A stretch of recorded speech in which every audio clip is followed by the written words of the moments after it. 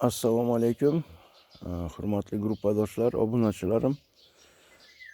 O'tgan videodagi mana ko'chatlarni bugun ko'chiraman. Mana shunga sizlarga bir ko'chirish jarayonini ko'rsatib beraman deb va'da bergandim. Xo'p, mana turpoq tayyorladim. Nimada ko'rsatganman qanday qilib tayyorlash turpoqni. Turpoq mana nam.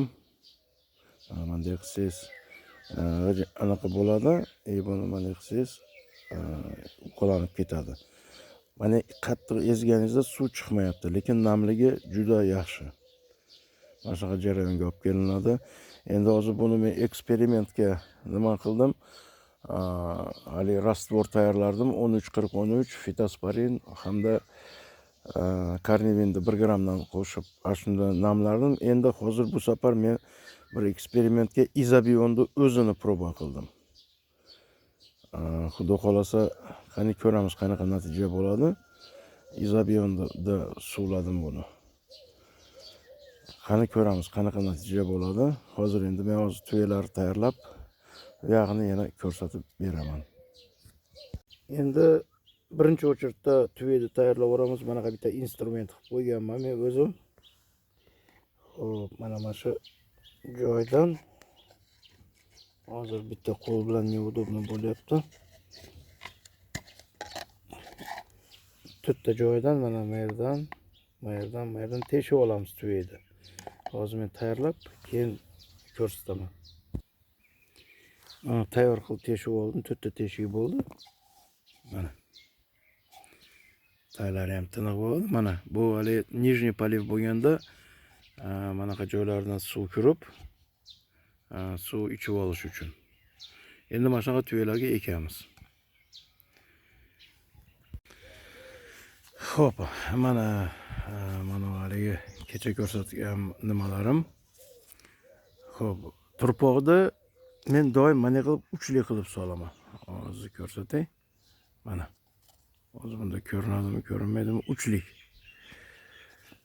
qilib solinadi.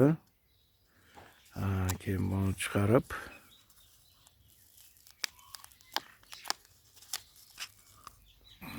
mana tomirlari ham rosa zo'r bo'pti. Xo'p, buni keyin men bunday qilib o'rtasini sal tomirlarini sal yayib yuboraman. Mana. Xo'p, keyin akkuratni ushlab mana hali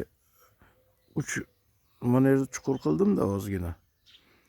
Mana shu yerga bunday qilib joylashtiraman buni. Mana. Keyin bu yerga o'sha turpoq sekin solinaveradi.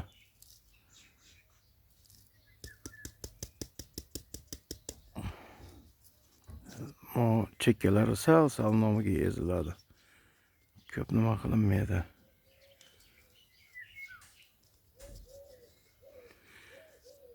Mana shunday jarayonda ekilaveradi hozir.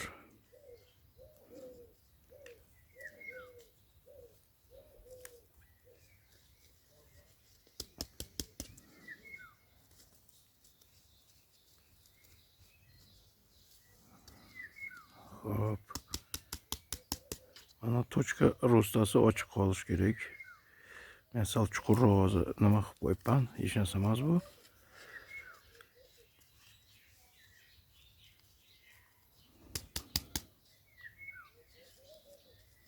Bo'ldi, ozgina chuqurroq bo'ldi, lekin tochka rostasi ochiq. Mana.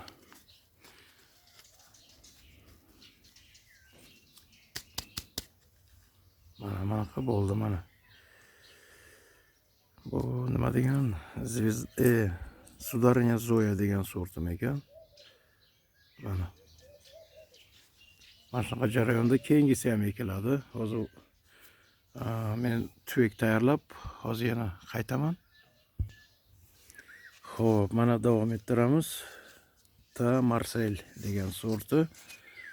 Buni ham xuddi shunday mana uchli qilib nima qilaman. Buni chiqaramiz mana. Manalarni sal yayib yuboraman tomirlarini. Bir ikkitasi uzilib ketsa hech narsa bo'lmaydi. mana yer o'rtasini mana chuqurchoq qilamiz. Bu tomirlari yonboshga yayilish kerak bular. Shunda tezroq rivojlanib, zo'r bo'ladi. Xo'p, mana. Endi sug'orishga keladigan bo'lsak, hozir turpog'i nam.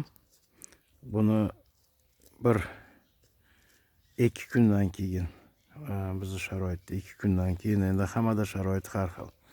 Kvartirada bo'lsa, может 3-4 kundan keyin sug'oriladi. Ya'ni birinchi sug'orish tagidan bo'ladi. Men buni ko'proq izobion bilan sug'oraman. Birinchisida aminokislota zo'r. Shu bilan sug'oramiz, xudo xolasa. 2-3 kundan keyin uni ham iloji boricha video qilib nima qilib beraman. Ko'rsatib beraman. Agar izobion yo'q bo'lsa, 13-40-13 ozuqasi bilan sug'oriladi. Xo'p, mana ekib bo'ldik. Bo'ldi. Endi buni yoriq, salqin, yoriq joyga qo'yamiz. Mana. Hammaga rahmat, sog' bo'linglar. Yana ko'rishamiz, xudo xolasa.